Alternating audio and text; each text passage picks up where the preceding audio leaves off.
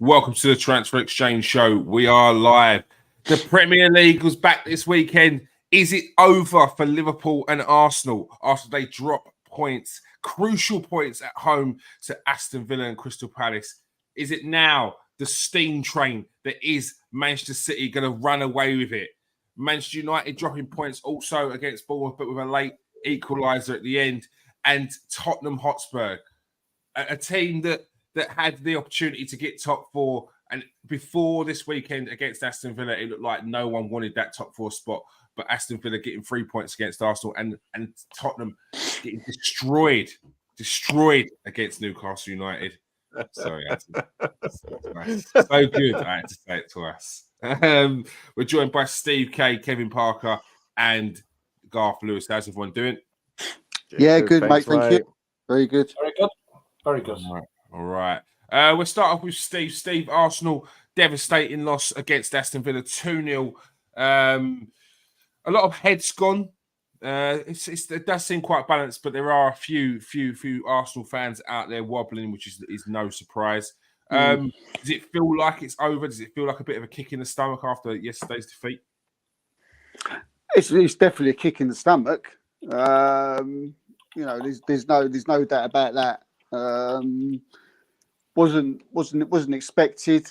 It was always going to be an hard game. There's been a lot of people coming out and saying, "Oh, they expected to win. This wasn't one of the games where they expected to drop points." I wouldn't have gone that far.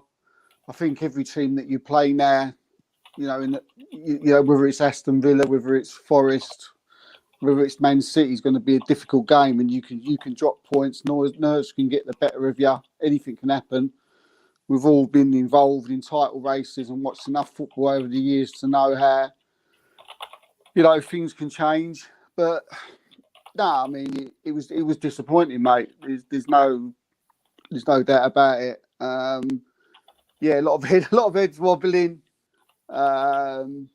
Arsenal fan base just being Arsenal fan base, isn't it? I know you said it's sort of equal, but I don't know. It seems to be a lot more people losing their heads than not. But as you said, that's Arsenal's fan base for you. Bit embarrassing, really, to hear what some people were saying. But I suppose if fans got them. I suppose I just noticed it more with Arsenal. Maybe because they're my team. But but it was a disappointing result, mate. It was a disappointing result. Arsenal never played well. Thought Arteta got the team wrong. Didn't when the team was out. I looked at the team sheet and there was a little bit of. I was a bit sceptical. I was worried about it. A couple of positions there that I wasn't happy with, and by the end of the 90 minutes, it turned out that the positions that I weren't happy with were, at the end of the game, the two that I was probably, proved to be, those thoughts were proved to be right. That, what I was thinking. So, we move on. The league's not over. People that are saying it is, it's a ridiculous thing to say the league's over and it's finished. A lot of Arsenal fans are coming out and saying, oh, that's it now, it's done, it's over. I can't even, sort of listen to those people. But all we can do is I'm sure we'll get into it more as the show goes on. But disappointing, mate. Yeah, disappointing. Kevin, as a Manchester City fan, big victory this weekend. Does it feel like with Liverpool and Arsenal losing, it's cruise control now? You just got your focus. You've been there before. You know what to do. It's just calculated, win each game, and it's there. Well, I don't think it's cruise control, but I've always said when we've been chatting on this program, the one thing you want to have at this stage of the season is have it in your own hands. So, City are absolutely now in control of their own destiny. They know that if they win their remaining Premier League games, they'll win the title, and that's how you want it to be. But it's been a very competitive and a very strange season in a way, and it would be foolish of me to think that it's now over just because we've gone back to the top of the Premier League. I still see that there are going to be a few twists and turns. I would have to say that, you know, we've got a tough away game, I think, at Brighton. We've got a tough away game at Tottenham Hotspur. So they're going to be difficult. I think to get 18 points might be difficult for us to do. But I also look at Liverpool's fixtures and I look at Arsenal's fixtures, and I think they've got a couple of tough fixtures in there as well. I think Liverpool have to go to Fulham and they have to go to Aston Villa. I don't think either of those games are going to be particularly easy for them. And Arsenal, of course, have got the North London derby, and they've also got to go to Old Trafford, I think, for their last away game. And who knows what Manchester United team turn up these days, you know, because we've seen against Liverpool in the FA Cup and against Liverpool in the Premier League, you know, a different Manchester United turned up. So would I rather be in our position than Liverpool and Arsenal? Of course, because we're in control of it. Do I think that the Premier League is over? No. But yes, going back to your point, I think, Kieran, I think the experience that the players that we've got in this squad will count for a lot, I think. Whereas the experience that Arsenal went through last season may come back to haunt them a little bit. If you know, I suppose it's essential for them to get 3 points in their next game at Wolves. If they don't get 3 points at Wolves, I think that's where the pressure might start to mount a little bit with Arsenal. Okay. Garth, Steve says it's not over. Do you see Manchester City dropping points from now on? Yeah, 100%. It's not over. 6 games to go. Steve, I think Steve 2 points said off. we've all been here. Yeah, we've all been here many times before with our respective clubs being behind at this stage in the season. It's nothing. Man City can easily drop a couple of points, and Arsenal could easily go on and win every game they've got left as well, all 6 games. It's not out of the realms of possibility in any way, shape, or form. As Kev saying, there's not really much to add. Honestly, no. Anyone, and particularly Arsenal fans that are throwing their toys out the pram, saying that the season's over and it's another trophy this season. I mean, I would love, as a Man United fan, love to be in your position. Quarterfinals of the Champions League with a 2-2 draw against Bayern Munich and second place in the Premier League with 6 games to go. Like, I don't know what some of these fans are after, to be quite honest with you, Keir. Steve, I don't know what some of your boys are after, mate. No, I don't know. It's a joke. Do you think some of the expectations are too high at the moment? Do you think that they're because they're currently talking about Mikel Arteta in a light where there's expectation that he should be winning the Premier League at this point? And if you're talking about Arsenal in comparison to Manchester City, you're talking about one of the greatest teams that the Premier League's seen, with one of the greatest managers that the Premier League's seen. Do you think they hold Mikel Arteta in that such high regard that they're saying that Arsenal should be beating this team and win the league against them? Yeah, I know where you're coming from. Definitely, there are some Arsenal fans whose expectations are ridiculous. Not ridiculous. Let's be fair about it. You haven't won the league in 20 years. So to be expecting a league, and I know you boys aren't this, but I've seen it on Twitter. I'm sure you've seen them on Twitter, on all the socials, to be expecting to beat this Man City team to the league, or this Liverpool team, with I'll go as far as say 2 of the best managers the league's ever seen, just because you're Arsenal, which is basically the sentiment, is crazy. Yeah, it's too much expectation. I think if you asked any Arsenal fan 3 years ago whether you'd be happy to be in this position right now 3 years down the line, you'd all rip people's arms off.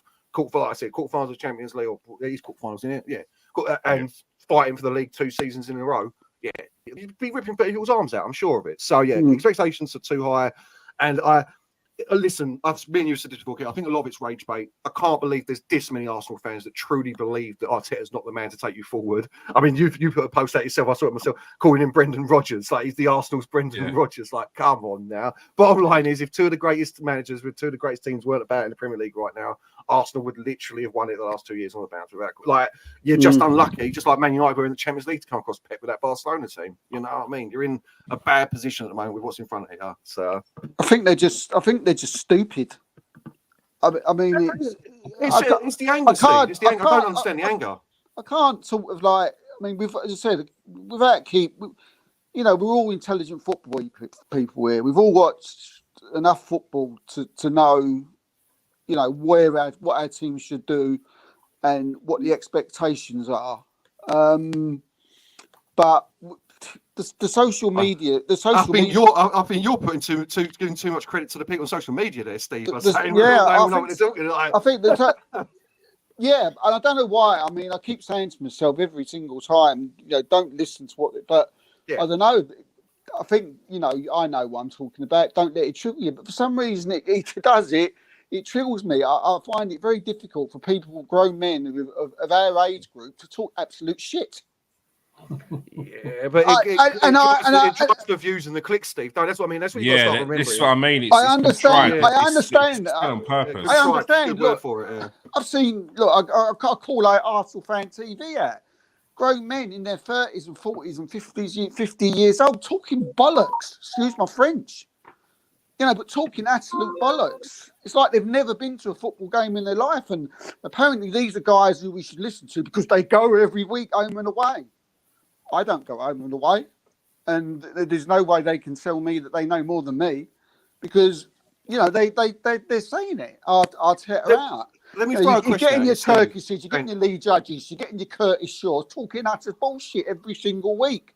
You know, and they do not have a clue about football. So is it clicks, or are you just clueless and want to look like an idiot? I don't know. It's definitely clicks. But let me ask both of you a question quickly.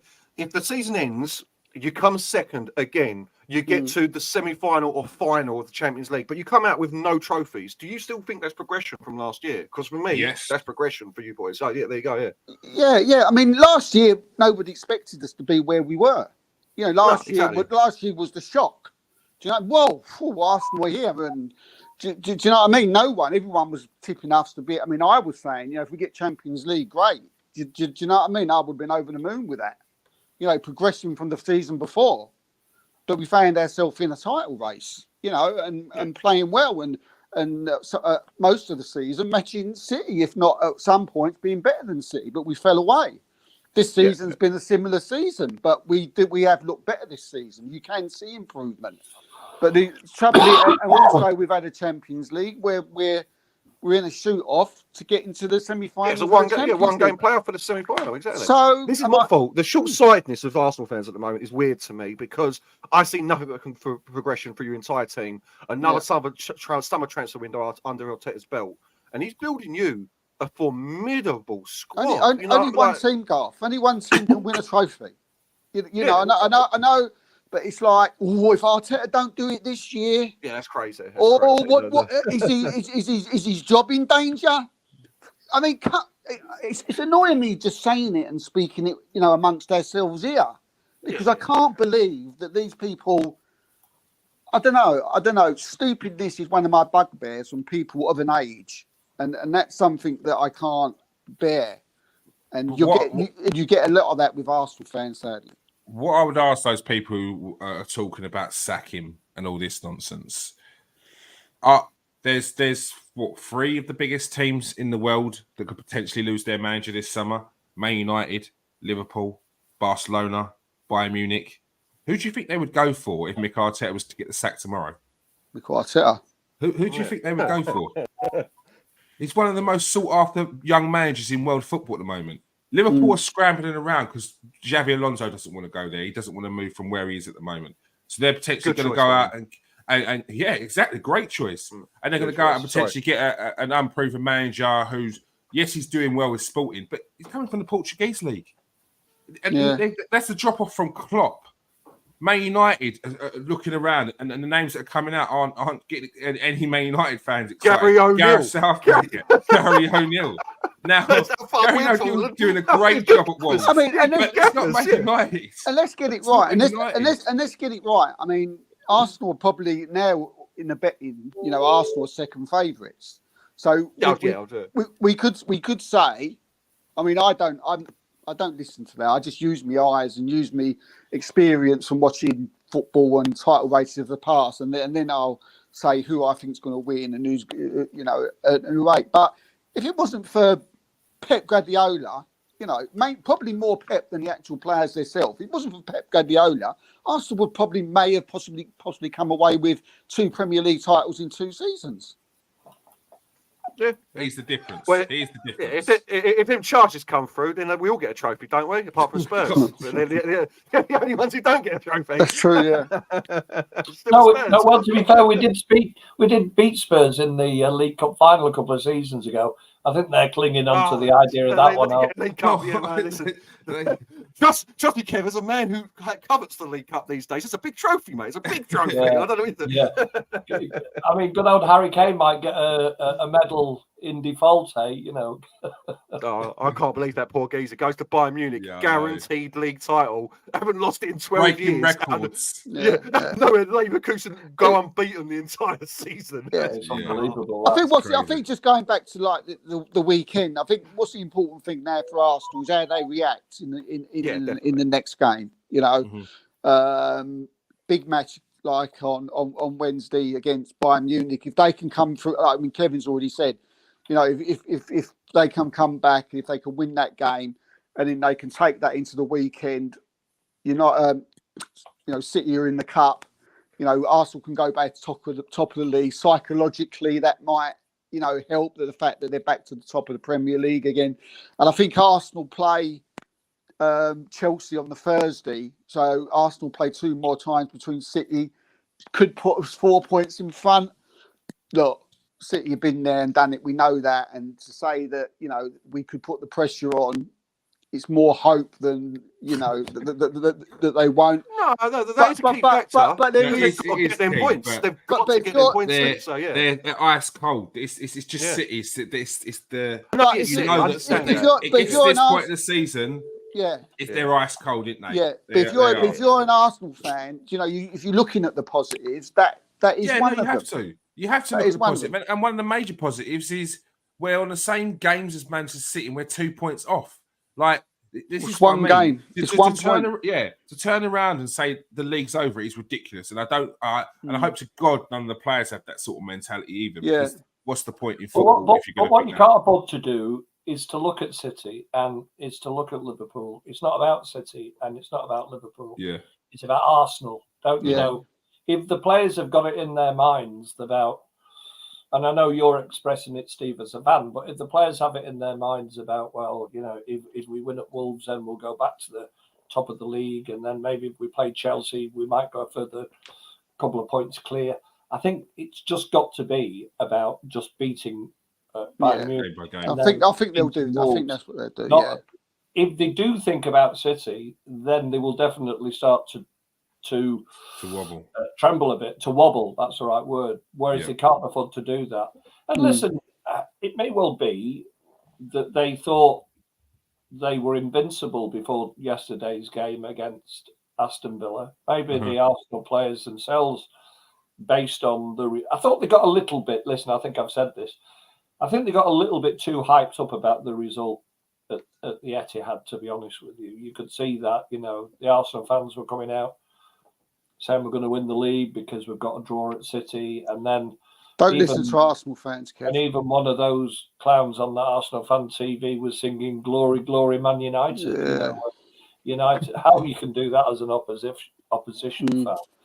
But listen, I suppose it's maybe because, and they are stupid, by the way, but I think it's maybe because they've just got overexcited and they think they can taste it too much. And they have forgot about the fact that they are competing against 2 of the best coaches in world football that have been there and that they've done it.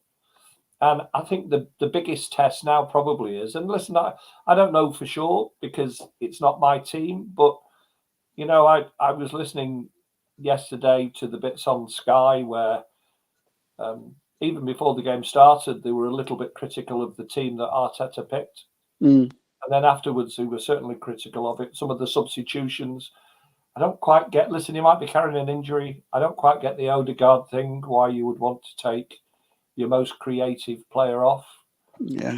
I don't get that. I can understand bringing Jorginho on, but taking Odegaard off, I don't quite get that, to be honest with you. I think it's Arteta has just got to be a little bit strong here as well, and maybe not try and overthink it. I think he tried to overthink it a bit yesterday. I think he thought maybe he was Pep Guardiola. If it's not broken, don't fix it. I think I agree. Yeah, there is definitely that. But I do. What I have noticed about Mikel Arteta is he'd do something. If it doesn't work, he doesn't do it again. Or if it doesn't work, he changes it. He's still. I think because he's done such a lot and he's doing such big things at Arsenal, I think we forget that he's still learning on the job. He's still learning bits. The Champions League, his first season in the Champions League, goes up against Conceição, who's a much more experienced manager. Yes, Arsenal were a better team than Porto, but he was more shrewd in his thinking in the first leg. Arsenal went there to defend and try and hit him on the break. Didn't work. The second game, they completely changed it. And he's learning each time you're making a mistake. Previously, he's had a half-decent record against Unai Emery. He probably thought we could go and take on Aston Villa in the way we did yesterday, and it didn't work. I don't think we're going to see that again. And I think that's what we've got to sort of remember. This guy is still a very young manager. He's still learning his job, and we've still got a lot of things to come from him. I think what we got. Sorry, no, just one more. I mean, I think what we've got to remember as well is that, you know, the overreaction for me, again, sorry to keep going on about the overreaction, but we're in April the 15th now. It's the first game Arsenal have lost all year. Mm-hmm. The first game they've lost all year. So yeah, I think that goes into Kev's point though about Pete getting a bit hyped up. That's what I think that is, isn't it? You know, so what I mean? it's like a big deflation. Yeah, I mean, if we had lost one game It's silly. 2 months ago and then went on another 2 months run, then it's like, this is football, isn't it? Yeah, we all know you can go anywhere and get beat by anybody at any time. Yeah, and that's going back 5 years, 10 years, whether it's Klopp's Liverpool or Pep's Man City. You could go anywhere in this league and get beat, right? And that's why, you know, to have this overreaction where we are now, with especially Arsenal fans, and they're saying, "Oh, you know, the league's over, it's all finished," you know, or where Arsenal haven't learned, they haven't. They've been watching Arsenal over the last since January. They've watched them play. They've actually been blown teams off the park. So yeah, just a bit of, you know, just a little bit of calm needs to be. Yeah, I think to be taken in here. Yeah, I also think that I do think there is an element of a little bit of the players that will believe in their own hype as well. I think I saw in the Bayern Munich game when we first took the lead early doors, I thought there was a bit of arrogance involved in there. We're taking on Bayern Munich and we got caught on the break a couple of times, and then we let them back in the game when that game could have been over within the first 15, 20 minutes. Yeah, I think they learn. I think this team does learn though, Kears. I think this. Yeah, team, no, that's what I said. I said that just before. Learn. They learn from their mistakes. They learn. They do learn from their mistakes. You can go through the season. You can see that they've learned from the mistakes. You know, we've got closer again to City this season. You know, we're closer to Liverpool this season. We've been to Anfield, not lost. We've been to City, not lost. Okay, we haven't won, but you know, we haven't been beaten by these sides for quite a while now. You know, that's part of the learning process, right? The Bayern thing, you're right. You know, we probably thought we was, you know, big time Charlies, but we'll go into the next game. I think we'll learn quickly. I think we'll be different. I think we will. I think we do, and we will have to at the Allianz. Kevin, a big win for Manchester City against Luton's put you back top of the league. And Jeremy Doku has had a few critics this season, although the excitement about him was quite high at first. I feel like he's getting a bit of criticism over the last couple of months. Player who done very well, and got man of the match as well. Yeah, listen, he's a very young footballer, isn't he? I think, you know, he did when he first came in. He was very, very, very good, looked very lively, and then went a little bit off. To be honest with you, also picked up an injury.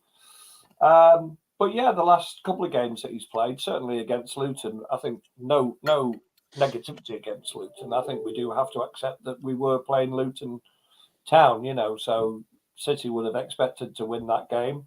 I think the most important thing about that game was to try and recover a little bit of goal difference. And actually, recently against Villa, against Palace, against Luton, we have managed to get that goal difference gap between us and Arsenal down. And I think that's one of the things we need to try and continue to do, because it could go down to goal difference. But Jeremy Doku, I think, is a very good young footballer. But nobody comes into a Pep team and hits the ground running and does exactly what they want to do. Pep, it does, even with the best players. Haaland is probably the only exception. Even with the best players in the world, that first season under Pep is very, very difficult, because you don't come in. Pep doesn't sign a player and brings them in and lets them play the way that they've been playing before he signed for the club. Pep brings them in and changes them completely. Yeah. And you can see a little bit, actually, even on Saturday with Doku, that his ball return, even though, listen, he's great, I'm running with the ball, but you could actually also see that his ball retention was better. Looking for other players in and around the box, rather than just getting the ball, running in with it, running into trouble. And yeah, Saturday played really great, looked very lively, set up a goal, had them on the edge. But it will still take a little while, I think, for him to be at a level that Pep wants him to be at. And actually, Jack Grealish recently has been fantastic. Jack Grealish is he was fantastic the game before Luton. I mean, what was that? Who did you play? Well, I played Palace, and then we played in Madrid. I think both of those games, Jack Grealish was. I think I actually tweeted that. I just said, Man City just look a totally different side. Jack Grealish is in there. Yeah, I think he does not give the ball away. He's a clever footballer as well. He's a little bit lightweight when he needs to be. He knows when to go down, but he's a very, very clever you looked a totally different side of him inside. I mean, I'm not saying you're a bad side with him, not in it, but he comes into that side. The balance just looks so much better. Think last season, that's why they bought him. Just going back to your point, Kev, that he doesn't buy a player. People expect, some people think, oh, we bought the Jack Grealish's Villa. This is what we're going to see at Man City. No, that's not what Pep bought him for. Pep never bought him for that, and that's probably what he hasn't bought Doku for. He wanted to turn him into a similar and get him to do what Jack Grealish does. So, I mean, and as well as Doku was on Saturday, he won't be a starter in our first team. No, Grealish all day, mate. For all these games that we need to have our strongest team, it will be Jack Grealish. I think. He started every game of the last 9 games of last season when we went on to complete the treble, and I expect that would be the same team this season, that Pep will pick. The strange thing is now, we're actually in a situation where he is almost having to consider rotating between Kevin De Bruyne and Phil Foden, because Phil has been pushing and pushing and pushing to want to play in that central midfield role, that free role where when he's got it, he is a better player rather than... Listen, he's a good player when he plays on the wing. Of course he is. He's a clever footballer. But when he's free in the middle of the park, he looks exceptional. But, Pep is almost having to toy with the idea of playing one of them rather than both of them. I think he might have played with both of them in Madrid, actually, had De Bruyne not been unwell. But it'd be interesting to see what he does this Wednesday, because on the other side of that, Rodri, of course, was rested on Saturday. Rodri's been magnificent, an unbelievable footballer who is the heart and soul of that team. But Kovacic has also become, in the last 2-3 months, he's also become an integral part. So does Pep play Kovacic, Rodri and De Bruyne or Foden, or does he play Rodri and De Bruyne and Foden? It's a very complicated one against what will be quite a mobile Real Madrid team on Wednesday with Vinicius, of course, and Rodrigo. It's going to be interesting. My heart bleeds for you, Kev. Maybe. Heart bleeds. Well, Gareth Southgate definitely needs to take a note there, because I also agree that Phil Foden in that number 10 position for England 100% should be a given, especially with Bellingham and Rice in that midfield. I bet you don't play him. I bet Southgate Unstoppable. don't play him. I bet. I don't think he'll play him as well. Phil Foden's been in that. You're having Rice over Mano. Shocking. Yeah, I know, it's crazy. Recency bias. Phil Foden's been in absolutely sensational form, Kev. He's surely the successor to Kevin De Bruyne in that number 10 role. Yeah, I think so. But listen, yeah, there's still slightly different players, of course, aren't there? You know, Kevin's vision is it can't be bettered, I don't think, currently. I do see lots of Kevin De Bruyne in Odegaard, by the way. I think he's got a pass in him, Odegaard. No way. But Kevin's vision is unbelievable. Where Phil is a slightly different sort of player. I think he's a bit more tricky with it. He wants to move with the ball. Mm-hmm. I think Phil would like to score a goal, whereas Kevin De Bruyne would like to assist one. But in terms of creating that in midfield, I'm not sure. I don't probably see Phil Foden as a successor for Kevin De Bruyne, really. I think that Pep would probably look for somebody else to fulfill that role. I mean, they're linked quite heavily with Paqueta, aren't they, from West Ham? And I would probably see that Paqueta would come in and play that Kevin De Bruyne role. Someone who's more likely to pull the strings rather than be busy and about. So Kevin's got a free reign. I don't think if we signed Paqueta, he would have that. But what that would allow is then for Phil to have a free reign, because he'll in and around the box, he's better. You know, he's sharper, he's quicker, he's more willing to have a shot and get a goal, linking up with the likes of Haaland and Alvarez and Grealish, perhaps. Whereas Kevin wants to come deep. He wants to get the ball. He wants to move with it. He wants to create it. I agree. I think what Paqueta has shown since he's gone to West Ham is he's got quite a good defensive side to him as well. He will drop in deep. And he has got a great eye for a pass. You know, he has got a very good eye for a pass. Very good eye for a pass. And one more before we move on. Another player who's again got into a bit of criticism this season, surprisingly, is Erling Haaland. Again on the score sheet. I know. Sorry. What do you think it is, Kevin? Do you think it's just because he had such a good first season, so people are looking to pick holes in his game now? Well, you can't listen. You know, he broke the Premier League goal scoring record last year that had stood for 24, 25 years, whatever it was. That record had been in place since teams were playing 42 games in the Premier League, not 38. It was a freak of a season for him. It was a magnificent season for him. But if it had come in last season and had the season he's having this season, I think people would have still been happy. I think he's missed 12 Premier League games this season. Maybe 9 Premier League games, sorry. But he's still the leading goal scorer in the Premier League.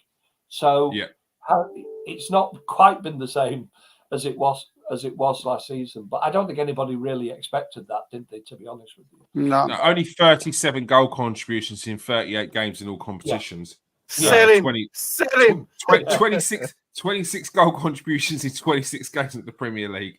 7 goal contributions in 8 games in the Champions League. I get it. I get it. 5 games, 2 goals, 5 games in the FA Cup. Poor. I don't understand the Roy. And listen, I quite like Roy Keane, to be honest with you, but I don't understand the Roy Keane second division player. You know, apart from his goals. Roy Keane knew what he was doing there. He hadn't had his name mentioned in a couple of months in the papers. That is 100%. Yeah, it probably is about that, unfortunately. What are you doing? And I do quite like Roy Keane sometimes. No, usually he's on fire, usually, but that was silly. Yeah, silly statement from him. He was just silly for me, that to be. And listen, all that's going to do, to be fair, that's going to get push him. It's going to get Haaland more motivated. It's going to get the team more motivated. I'm not quite sure what he wants. Maybe you're right. Maybe he wanted to achieve a little bit of limelight because he's been a bit quiet recently. Yeah. And it's the only thing I think of. There's been a suggestion of him being linked with this Ireland job as well, isn't it? Maybe he wanted his name back in the limelight. Fair enough. Okay. I don't know how stupid they are, but they're happy about that one. Yeah. But no, listen, I'm very happy with Erling Haaland. long may it continue. I think he's still got goals in between now and the end of the season, and he looks to be fit after that, couple of months where he couldn't get in the team because of injury. He looks to be fit again now. So, keep criticising him. He'll keep putting them in the back of the net. I was going to say one thing about Erling Haaland. He's very, very self-aware of what's going on around him. And there's no lack of confidence there, is there? Yeah, he would have heard that, and he would have got the bit between his teeth now, and especially now he's got a couple of goals in the last few games. So, I think we're going to see the Erling Haaland that we saw last season. Garth, it's your turn now. I love that discourse. I love that discourse around strikers. I have this with Nathan a lot, where he's like, "Oh, they need to do more than score goals." I'm like, "Do they? Do they really?" He's a striker. His main job is to put it in the onion bag, mate. Like you've just seen, he's got 26 goal contributions in 26 games. Like you're talking about one of the best strikers to ever do it. Yeah, he's like Roy Keane saying about League Two. Yeah, he's not Ronaldo, like R9 with like skills, running past players and everything. But I tell you what, he can do very well. Put the ball in the onion bag like a striker's meant to do. Like game in, game out. Like I will never understand that with people like, oh yeah, he scores goals, but what else does he do? Like nothing, mate. He doesn't need to really. Like, that's his job to bang it in the onion bag. People forgetting like he's 23 as well. Like, I know. This guy's still learning. He's still learning his trade. He's still learning. Like in where he's played before.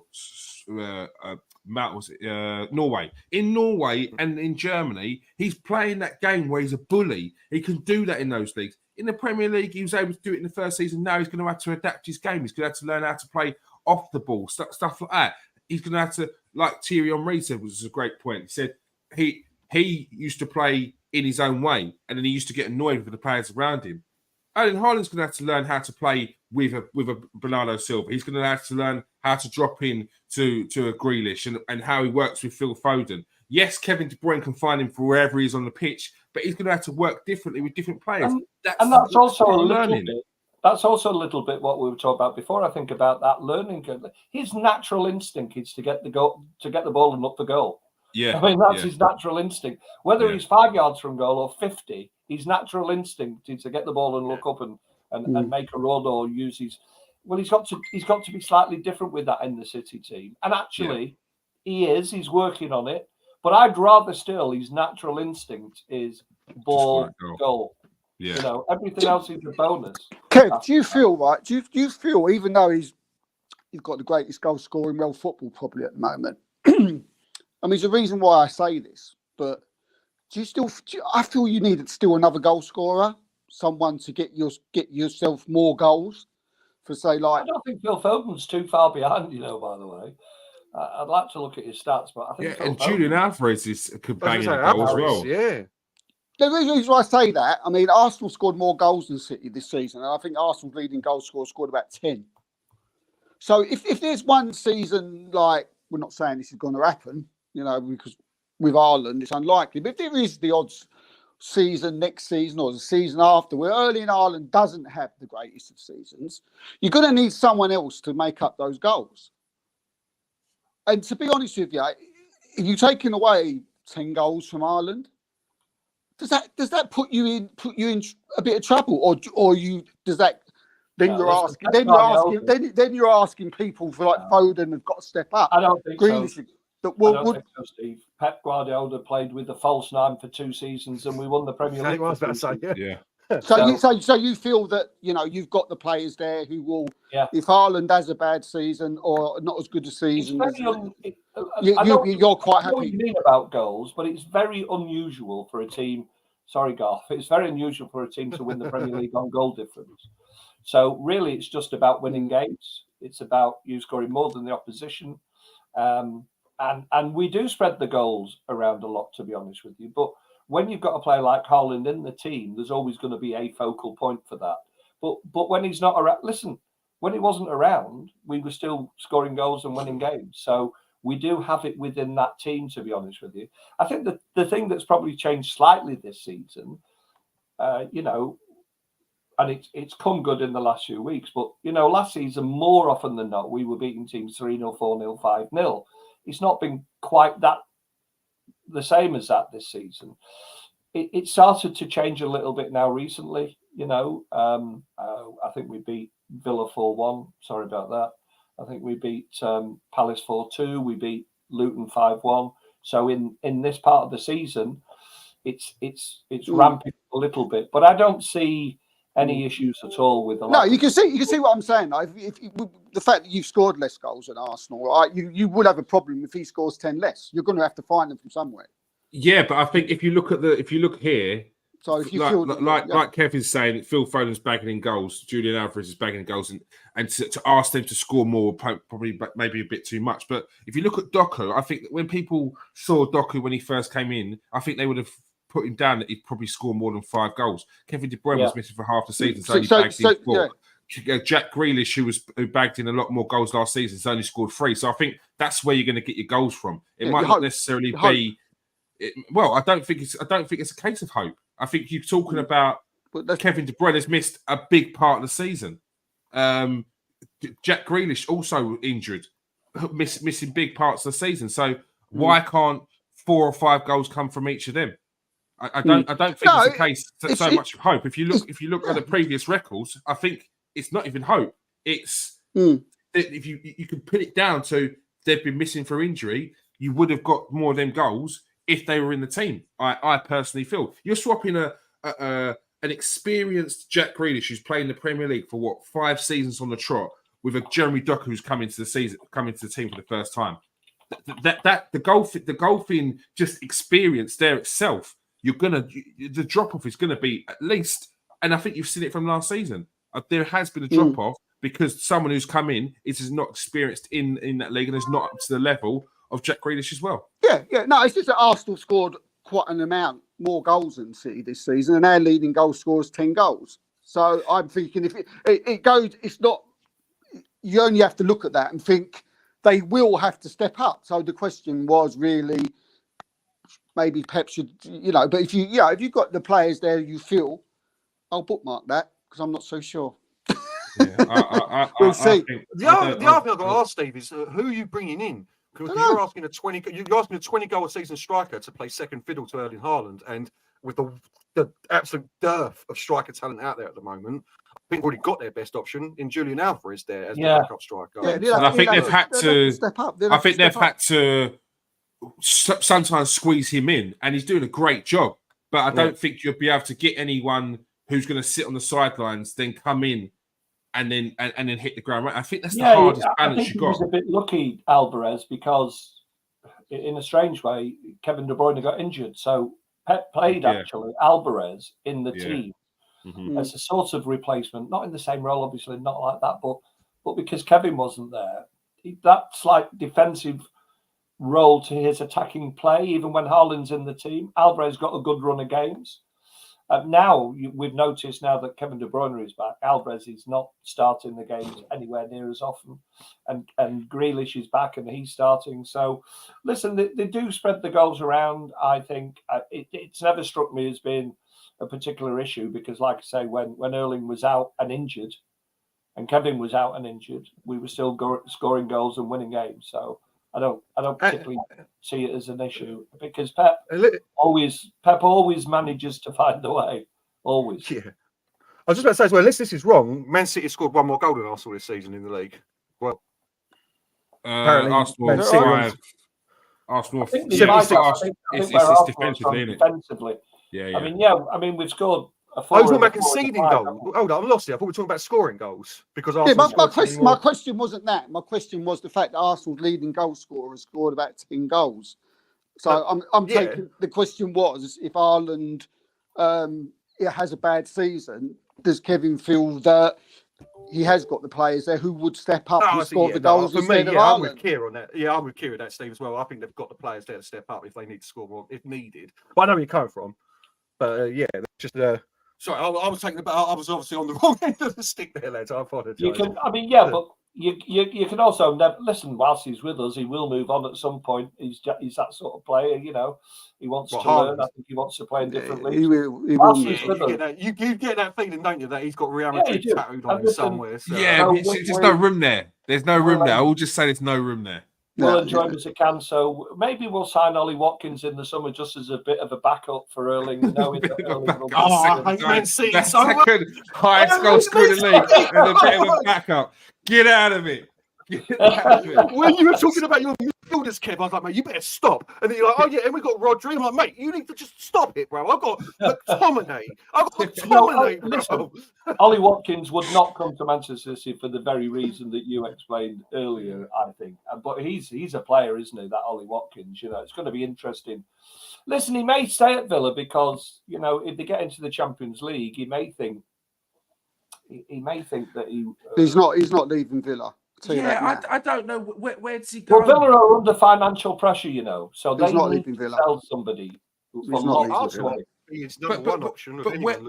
Where would they go? He's not a profile for Arsenal. He's a 28-year-old striker who would cost over 70 million. No chance. In that case, Man United then.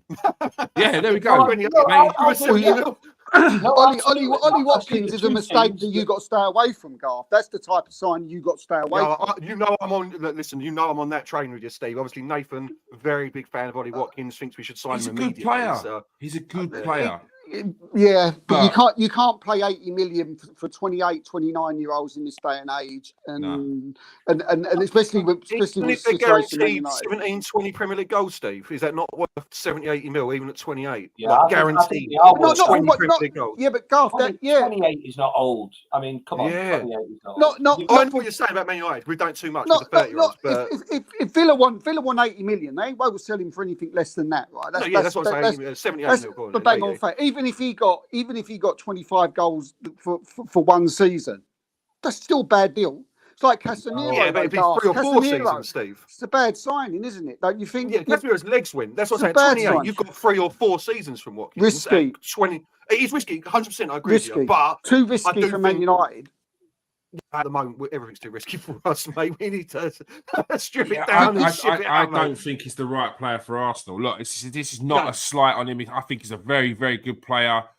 But like the fact that you're talking about him coming in as a backup striker for Man City says chance. Where he is. He's top draw, but he's not your main guy. And Arsenal need your main guy. If Arsenal want to be competing with Man City, they need to be talking about they're buying strikers who are the same level. Why would Ollie Watkins want to go and sit on the bench at Man City? Well, you wouldn't. No. It was a tongue-in-cheek comment, to be fair. He wouldn't. And for that reason, but and especially if Aston Villa qualify for the Champions League, he's more than likely to stay there. But they are under financial pressure, Villa. They will need to sell somebody for big money during the summer, I think. So I mean, but he's the only one, isn't he? Watkins. I think someone like Chelsea. I think Diaz will have a value to him at Villa. I think.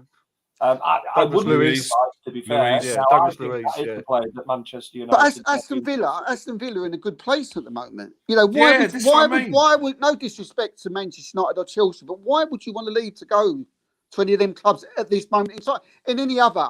No, that's it's finances, it's status. Yeah, he's got the Man United and Chelsea. And listen, I know we're in the dumps at the moment, Stephen. I agree with you, but if you're talking about a player from Aston Villa and Man United come knocking, it's still the name, it's still the brand, it's still Man United. You'd have to.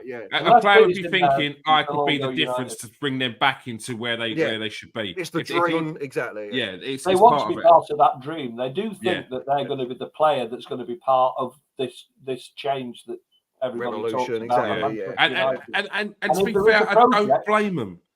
Blame them. If I'm Ollie Watkins at 28, it's different if Aston Villa get Champions League. If Aston Villa get Champions League, I'll stay for that season, and then we'll see it out afterwards. But if that's that one season done, and Chelsea and Man United come knocking, and they're like talking about I'm going to be the main striker there, could change things, then I am definitely looking at Man United and Chelsea for the long term of my final big contract, because that's also what it's going to be at 28, 29. That's the last big contract. So basically, he wouldn't be going there.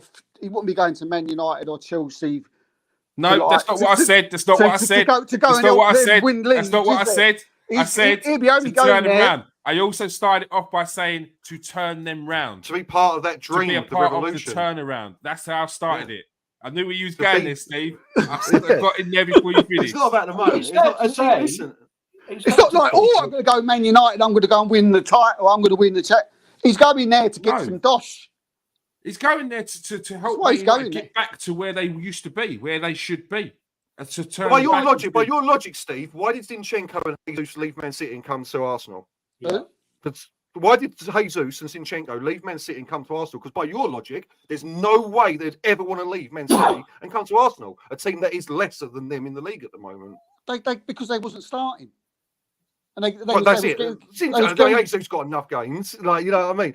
No, he come out and said, I wanted regular time. I was getting the fed up with just being brought in for Champions League games and playing here and there. If you believe that, why can't you believe that a player wants to come to a sleeping giant and make them good again? Because no disrespect to Man United at the moment, it's a circus.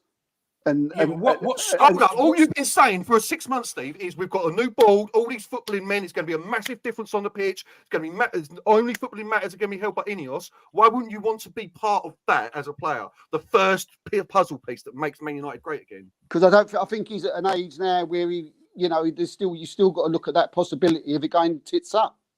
But then you think the possibility of it going tits up at Aston Villa? Yeah, this is his 1 year to get that moving. If it goes tits up next year for Aston Villa, no one's buying him. Villa can't sell him for 80 mil. He's back down to a 25 in this market, a 40-50 million pounds a player, and no team is looking at him. So by that logic, again, like, you want his move. I would have to agree with Garth, I think. I mean, if you look at Rafael Varane and Casemiro, they both left Real Madrid, they were part of a successful. Yeah, they've come out trumps, haven't they? No, but the point they came there to turn it around. No, why did they go there? Why did they go to Manchester United? They went to Manchester United because they wanted money. They're not because they could do anything. No. So, Steve, in your opinion about money, Steve, in your opinion right now, if any big player comes to Man United right now, it's because it's for the money. That's it. It depends on what if you're going to get a young player, 22, 23, 24, and they think, oh yeah, Man United 2-3 years time, I could get a career there. I could be that top player. I said top players. That's what I said. Not young. Not someone who's 29 next year for 80 million, who's going to who wants to have an easy life to his career. Someone who probably wants to win things and why would you want to go on a Listen, in my opinion, mate, Man United have got more chance of winning Aston Villa, and we're down the dumps right now. You know what I mean? It's looking likely that we're going to make another FA Cup final this year. We won a cup last year.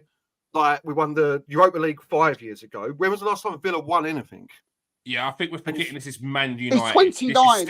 On paper, one of the biggest teams in the world.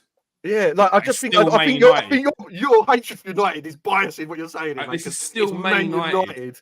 Yeah, I get it to a certain extent, and there are players that will go to certain clubs just because of money. But I don't think in the last couple of seasons players were going to Man United just because of the money. Yes, their Man United will look after their players, definitely. But you can't say that they were only going to Manchester United just because of the money. What big star players have gone to Manchester United in the last 2-3 years? For God's who? Casemiro, Varane. He's end of his career. He's got a 5-year contract.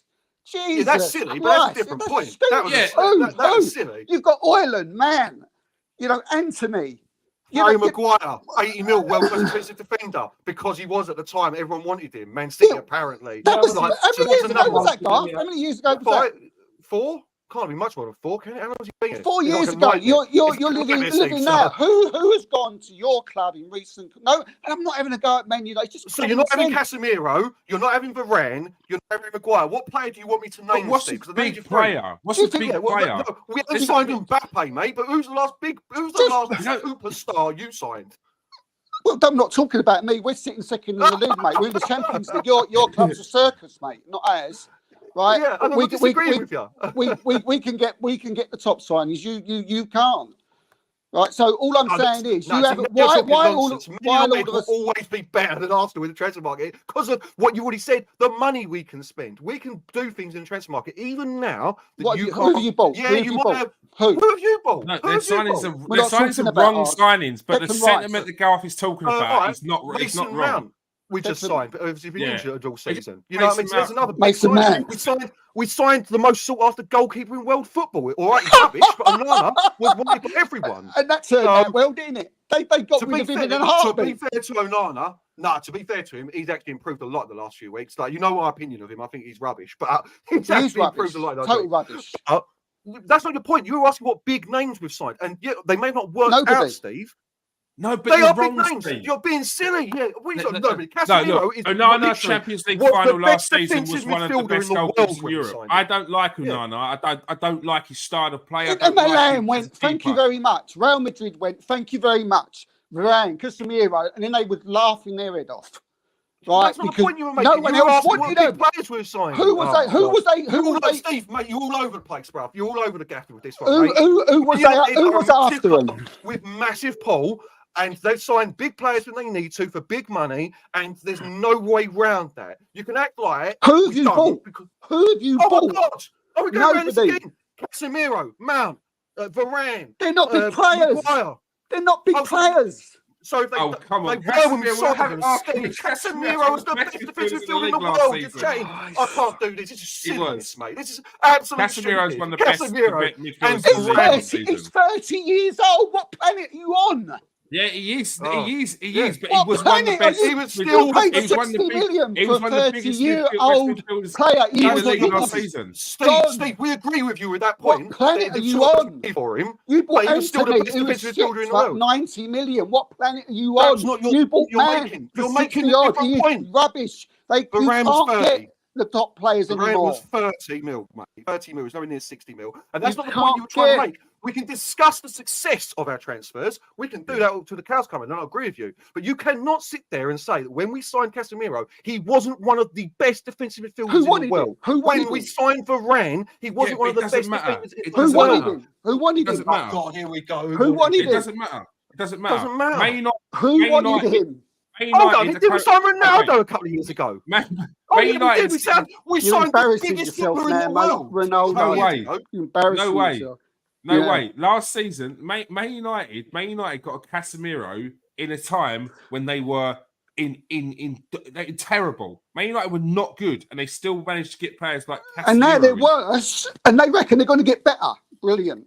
Fantastic. Yeah, but logic. the fact Brilliant that logic. the fact that Man United Brilliant. sitting in 7th in the league here could probably still bring in better players than Newcastle, Tottenham, and Aston Villa because they're Man United. Because Newcastle they're Man would- United. All right, so Because they're now, Man now, United. now let's change it. We're talking about Tottenham level, are we? And Newcastle level. They're are we? players that are above them, Steve. They're teams that are above them. That's the only litmus test we can go off. Who's above Man United right now? They could bring in players that are We better was talking about than Ollie them. Watkins, right? And then Garth said that they could get the top players, right? Right, unless I'm going deaf, right? And I Let's just get at the Ollie moment, you right? saying Man United couldn't get any players. And I'm like, we're still Man United. But you said, why would Ollie Watkins? Listen, about top players. You said, why would Ollie Watkins go to Man United? And we all said the same thing. What are you talking about, mate? It's Man United. And I guarantee you, you've you've gone got on no a rant chance. about our players are shit. No, the you just signings ain't like worked out. picking up. Casemiro's not a world-class player because Man United Oh, bought him. he's brilliant. Varane's not a world-class player because Man United Let's get bought it him. straight. Let's get it straight. If Casemiro Radcliffe comes in, if Radcliffe comes in the summer, Brilliant, Garth. if Radcliffe Absolutely comes in, top wait, players. if Radcliffe, wait, Fantastic if Radcliffe, players. no, I will mute Steve. If Radcliffe comes in the summer and they go out and get and pull in and try and make a serious claim to try and get a certain players that's done well in this league and try and bring in Ollie Watkins, he would go. Or they could bring in a substantial amount of players to turn it around. And the players that they are bringing in would think that they would be the catalyst for Man United's turnaround. That's why these big clubs will always be big clubs. You're talking because about they Ollie have a Watkins. name. You're talking Because about they Ollie have a Watkins. name. We're talking about Ollie I Watkins. also started by saying it might not happen because if Aston Villa get Champions League, but going forward after that, Ollie Watkins would look at Man United as a big move forward. I think that's No rubbish. way, Sorry, mate. No way. No, Rubbish. Of course he would. I live in that city, and as much as I hate that fact about them, they can sign players because of who they are, because they are. Who, Kev? Who? But the one thing I would say, Who hasn't worked out? say, Changing Sancho. Let Kev finish. This is no slight at any other team, but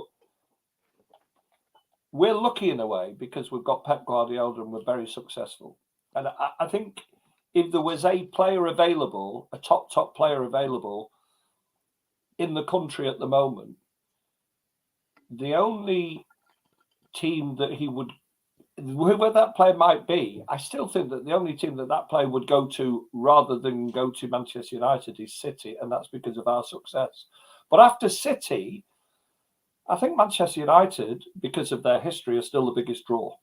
and the reason for that, Steve, is what you don't understand is...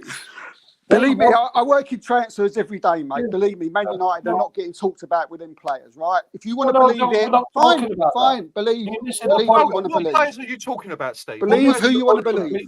You're missing the point. World-class players, yeah. I'm not believe talking who you want to any believe. specific player. I'm not talking about any. We'll see. You can come back to me and I can be proved wrong. What I'm saying is that Manchester United, and I hate them, Manchester United is still a massive draw. If they are in for a player against other clubs, I would imagine next season Manchester United will be a bigger draw for a player than Liverpool, because there'll be uncertainty around Liverpool about who the coach is going to be. Are some of the players going to be unhappy? So Manchester United will continue to be a bigger draw. Now, I don't know who Man United will be a bigger draw than Liverpool next season. Yeah, all right, right, okay. For a player, yeah. I've heard some stuff tonight, boys, but Jesus Christ. Well, why wouldn't he be? All right, okay. Why, Steve? Why? Right. Oh, yeah, why? Okay. Why wouldn't they be? No, would you leave it there? Oh, well, because you haven't got an answer to it. That's why. Because Man United are still one of the biggest teams in the world. Surely. No, they're massive, mate. Everybody wants to go. Loads of money. No one's saying that. Every top player, every good player wants to go to Man United. That.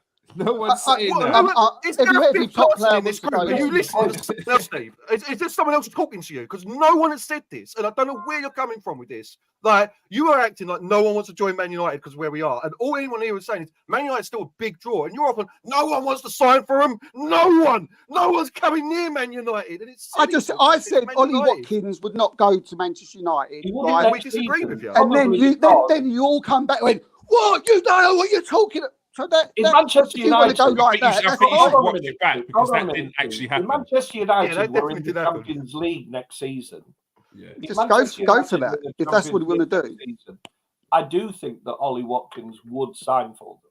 But they're not, are they?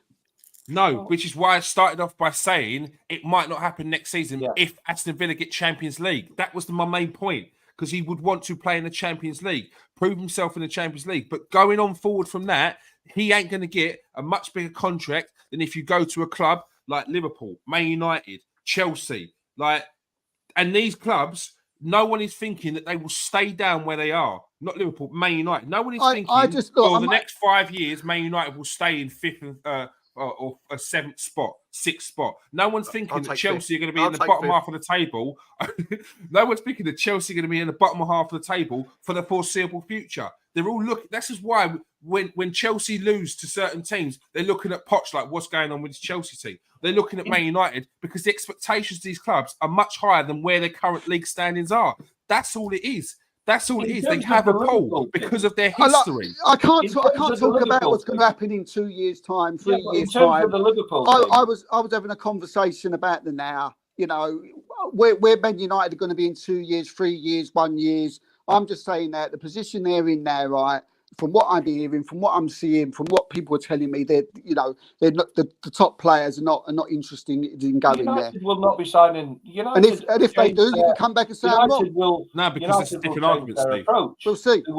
They will be looking for different sorts of players. I mean, if you look at some of the players that City have signed, the likes of Jesus when he was a young footballer in Brazil, the likes of Alvarez, City.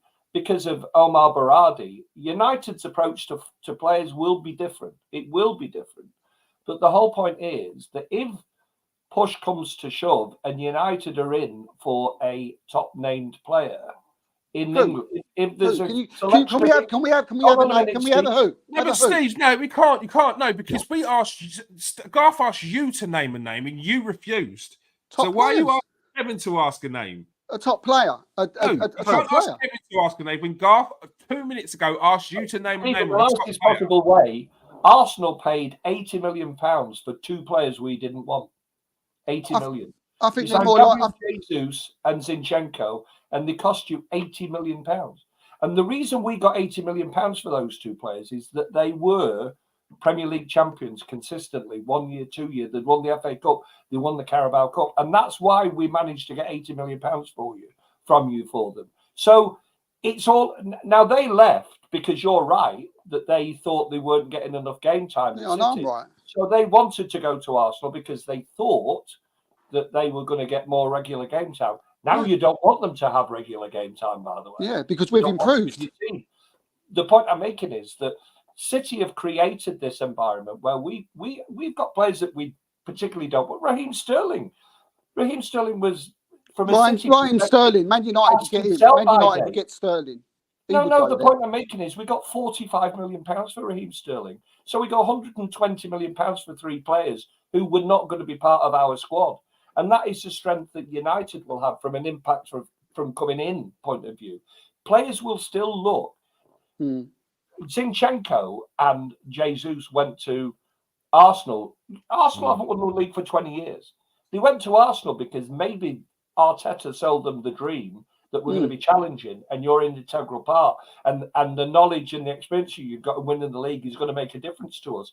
So why could United not, as a club, not use that same argument when they're going to sign players? Because at this moment in time, the Garth will agree the place is an absolute circus. So but Steve, by the transfer window, we've got Ineos in. We've got Ineos in, and you keep telling me that that's going to change things. That things are going to be different with Ineos. But for example, Man United could go out and their transfer policy over the last few years has been terrible. They've been trying to get in big names, and it's not the right names. And Man United have never really been about that anyway. There was always about buying the best players that they had in the league, which is why there was always talk to go out and pay money for Harry Kane, and they didn't do it. Now, what Man United need to do is there's teams like Brighton, there's teams in the league, probably not Newcastle, but there's teams in the league where there's players in those teams that would go to a Man United that could rebuild this team, and that's how you start. Arsenal didn't start by being linked with the best players in Europe at the time. They had to be shrewd, and they had to beat this player and be better in the transfer market. So what's wrong with me saying they won't get the top players in? After you've just said about Brighton and getting players from Brighton, so what's so wrong about me saying they won't get the top players when you're mentioning them clubs? Because you're picking. No, let me finish. What? You asked the question. You've asked the question. Let me finish. Because you're picking parts of my argument and then choosing to then go at that. You're not taking exactly what I've said. You're picking small parts to suit your argument. And that's not what I've said. That's not what I've said at all. The argument started off by saying Ollie Watkins, maybe not next season, would go to Man United if Aston Villa got Champions League. But if Aston Villa don't get Champions League and in the same competition as Man United, you don't think Ollie Watkins would go to Man United to turn them around? Of course he would. Of course he would. I'll bet my house on it that Ollie Watkins, if Aston Villa don't get Champions League and Man United went for him, he would go to Man United. It'll be for the money. It'll be for the money. At 29 years old, it'll be for the money. It would be for both. The final contract, and because they are in the same level as Aston Villa, and where is Aston Villa going to go past this? You said to turn Man United. Do you not see any prestige, Steve, in playing for Man United? The badge, the club. Is that you've got? I know you're an Arsenal fan, but as a footballer, it's nothing to do with that. It's just common sense. It's just like I know footballers. I know like how they think. You know what I mean? You get to an age. But you've only got to look at the player. You look at the personality of the player, what the player's like, what he's got left in his career, what he'd want to do. Ollie Watkins is playing at the top of his game at the moment. He's been brilliant. Who knows? It wasn't playing to be starting for England. And you're telling me he'd want to go to Man United all right, yeah. At a club that's over. No, you're not listening to the argument. I can see when your reaction that you're not listening to the argument. You're not. You're completely dismissing all the context in that argument, and you've just gone straight to Z. Completely missed every letter of the alphabet and gone to Z. My question is, Steve, do you not see? I just went to the facts of what a player would be thinking in his mind. Answer the question, Steve. Do you not see any prestige in playing for a club the size of Man United? It's just about the money. Mate, if you was in a better situation than you was now, right? He would obviously jump at the chance to go and play for Manchester United. Right? Any player would. right? But it's common sense that where you are now, unless players want to go there for certain reasons, right? At 28 and 29 years old, if we're talking about the top player at the top of their game, which you've been telling me top players, right? No. You keep No, saying no, top no. players. I keep Yeah. asking you to name them. Yeah, I keep he asking you does. to name them. Do You you won't. not know what a top player is? Do you not know what a top player is? Well, you won't name one, It's- Steve. Because I said it's Casemiro, and you said subjective. no. Yeah, I said Sancho, you said no. I said Varane, you said no. So what is a top player, Steve? In Is today's Fernandes market, not a top player? I might not like him. Fernandes. I might Who? not like Fernandes. Fernandes, but you can't dismiss the fact that he's an exceptional footballer. Yeah, I he mean, is. listen, he drives me crazy, and I wouldn't want him on our team. Yeah, But as a footballer, he's exceptional, isn't he? Who? Fernandes. Fernandes. Yeah. There's Steve Yeah, right he there. is. But this one's saying, if you're talking about Mbappe, no, obviously not. Man United are not in the conversation for Kylian Mbappe, but that's because there's two teams in the world that are. Arsenal are not in the conversation with Kylian Mbappe. When I talk about top players, when I talk to people about top players, right? Top players to me, maybe it's because I work that I do every single day, but a top player to me is someone like, an Osimhen, a Vert. No, of course not. Right? Of course These are not. these. I could But what is a Mate, top I could sign player? both of them. Mate, I Well, could So sign both we of weren't them. talking about. We're talking about Ollie Watkins and Victor Osimhen in the same conversation. No, Yeah, or whatever. Yeah, top players. So you won't No, get the because- top players, right? So I'm telling you, but that's obviously goes without saying. Yeah, you're not in a situation where these players are ever going to go to this moment in time. I've just Isn't explained Osimhen to going you. Chelsea? Victor Osimhen just won the league Ah, last see, season now you wanna- in Serie A, and he's a Champions League player for what last 3 or 4 seasons. That's not the same level as Ollie Now Watkins. you're picking it. Now you're picking it out. Now No, you're because picking the bits that you're because- to your So argument, how does right? it feel? Now you're picking it. No, right? because you said It's top a players wider- and said Victor Osimhen, and they are not in the same conversation as Ollie Watkins. I'm sorry. I You're just talking about said to- Victor Osimhen, Kimmich, big Harry Kane, big names like that. Like they are not, mate. We're not talking about those players. We're not talking about those Yeah, players. so We're they- talking so about they- players currently playing in the Europa League. And that's a top player. So we're talking top players who play in the Europa League or maybe in tier Who 2. could potentially go to Manchester United, and you saw that as something that was wild. That was this conversation. And it's not. Probably because of the name, like Garth said, Manchester United. The name you associate when Manchester United talk about a top player, or you talk about a top player with Manchester United, right? Yeah, I mean, you saying for me to name a player, it's your But argument. but we You're said the one who keeps Ollie saying top players, mate. You're the one who keeps saying top players. Ollie Now, Watkins.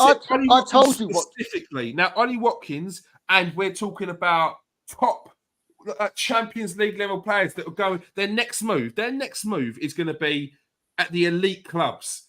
They're going to those clubs that are currently smashing it. Evan Ferguson, Real you Madrid, might get Evan Ferguson. Barcelona's. You might get Evan Ferguson, someone like that. Is that what you're talking You about? might. You Well, might, listen, but I would don't you care- spend let- 70, 80 million on a lads, player I who's think- not week in, week out at Brighton? For me, if Man United wanted Osimhen and there wasn't like Real Madrid going after him, Man United could still sign Osimhen from Napoli right now. They could. If other teams weren't going for it, Man United got the money. You told me he's going Chelsea, Steve. Why would he go Chelsea, not Man United? You got a point there, Money. Garth. You got That's a point why there. I'd worry. I wouldn't want an Osimhen when he's talking about going Chelsea. Osimhen's like how would you call it? Like a subject you can put to one side where You named him. the You age. named Osimhen. It was you saying we couldn't sign him, and he's going Chelsea. He ain't going to come Man United. Of course he is. We can sign Osimhen. Kimmich, that's a different matter.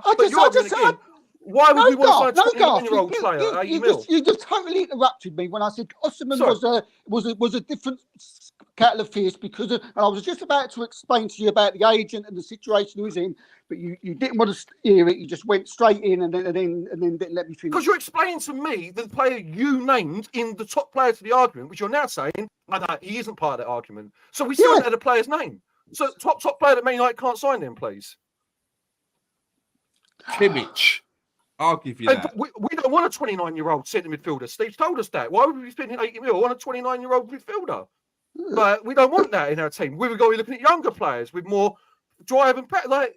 I'm not having this. Is me getting a bit like As a Man United fan, you're acting like Man United can't sign players. We're Man United. Who said they can't go players, mate? Who said they can't go players? You said we couldn't sign players. You've been saying that for the last 20 minutes, Steve. You said we couldn't sign Ollie Watkins. Bollocks now, my life. You're just going from one thing. No. It's the conversation you going said stupid. he wouldn't come Man United. You then said Osimhen wouldn't, and I'm like, well, he would. He's going Chelsea. You've changed that one. And then I said, I said that situation's a bit of a different one because. Yes, so Joshua Kimmich is the only. So why are you going on about it? I've already explained to you, like, yeah, fair enough, but you're not stopping, Garth. You just want to carry on and on and on.